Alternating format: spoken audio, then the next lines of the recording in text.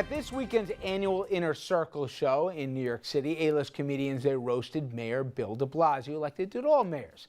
Louis C.K., he just won't let the mayor forget about the time he ate pizza with a knife and fork. A lot of attention was paid to my devotion to my ancestral tradition, the Italian culture of eating pizza with a knife and fork. You eat pizza with a knife and fork? You don't eat pizza with a knife and fork. And that was some of those. Well, Dom, you not only were there, as was Ms. Zeno, but you also performed a bit. And you were, as I understand, possibly. I understand you were a former mayor yourself, this time the Honorable David Dinkins. It felt good to control the city. No, yes, I played former Mayor Dinkins. Oh, okay. But if you blinked, as I explained to the professor and all the others that were there, if you blinked, and there's Senator Schumer, oh, there's Mayor Dinkins. If you blinked. Did he like your portrayal? He was like, he was, you know, if you blinked, you missed me. But the funnier joke from the comedian, he was really good. I don't know if the professor would agree, but, you know, he was breaking, de Blasio was giving us the dignified response, and then he was breaking it down for the average man. And so one of the jokes he said was, de Blasio did his formulated thing, and then he said, translation, if you reporters weren't here, I could clean up this city in 3 days. Nobody cares about you. Get the beep, beep, beep, beep, beep out of here. A lot of pot jokes, too, that even the mayor had at his own expense, right? A lot of pot jokes. I thought the mayor was very funny. Now, Dom was awesome. He was awesome, and he was on stage longer than he's saying. He did a very good job. But I am amazed by how talented so many of these reporters are. They're singing, they're dancing, they're acting. It's amazing. And I thought the mayor was really, really funny and very good. And there's the obviously First Lady, the First Lady as well. She does a great job. And it can't be easy, you know, to get up there and do that. But I thought they did a very good job.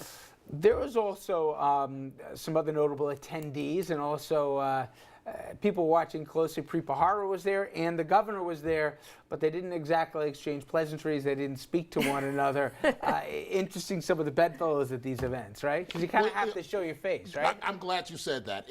If you plan on being involved in politics, this is must do. You must be there. So, for example, last year, Al Sharpton himself was there, and boy, do these politicians get it. I mean, it's not like let's play footsie with each other. Any allegation or anything that's bad in your past, it's going to be in the show. Really? So, It's tough. and I don't want to reveal a private conversation, but the mayor, but the guy that played the mayor basically indicated the mayor de Blasio was not happy with his. Okay, no, you didn't hear it here at all. All right, there was another, on a more serious note, we obviously saw that huge explosion in the Village early last week, but this habit, and it's a new habit, and it was not, exempt. This is a selfie, of course, and a lot of people calling it selfish, to put it politely. The person in front of it, tourist, at the site of the deadly fire and explosion in the East Village. In fact, she's a former staffer for the Iowa Democratic Party. Now, guys, I got to tell you, you see this all the time now. Talk about tone deaf, right? I mean, I remember seeing this, and I drove me nuts when I'd see tourists come to the site of 9/11, and with the rubble still burning here and the rescue workers still trying to, they pose for photos like it's some landmark or something.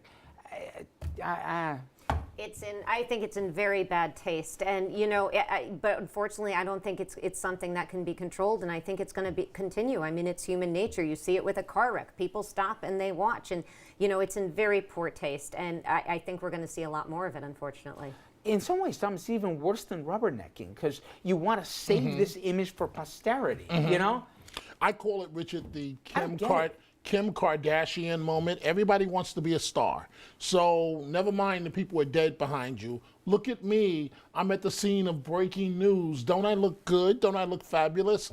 Which rocket scientist came up with this idea? And I just want people to ever think about this. Imagine you're one of those two families who lost a loved one, and you see a picture of somebody flashing, the victory sign here with your loved ones in the backdrop that they were still looking for at the time. Or imagine you lost a loved one at 9/11, and people are posing here with the backdrop of where your loved one's remains are, celebrating the moment as well. Just a little bit of common sense, let alone a little bit of decency. In many ways, I found that as reprehensible as the people selling 9/11 merchandise right around there. Remember the street vendors? Okay, just want to get that off our chest. Now, Jeannie. I know you did this because I'm of course. here.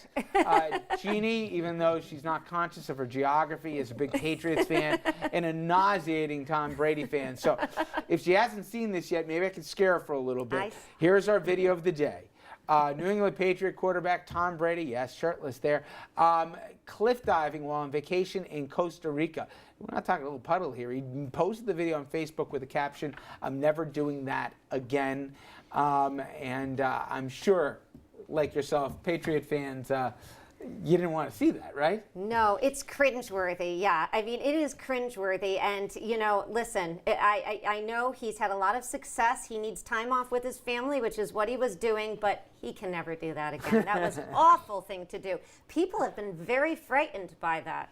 Dominic I think you did a 1.5 and a gainer, and you had on those little European bathing suits when you did that cliff diving, right? No? No. Sure that didn't make it in the inner circle. There he goes again. Anyway. Oh, boy. Oh, yay. Okay. And on that segue, when we come back, this is part of our business here, but it is an evolving one. How do people consume news? Not just where they go to it, but how they consume it, and also the financial impacts attached to it as well. We're going to bring on a guest, a really interesting interview I had with him about where this goes from here. In fact, as you could say, he's the guy who wrote the book on this very subject. Stay with us.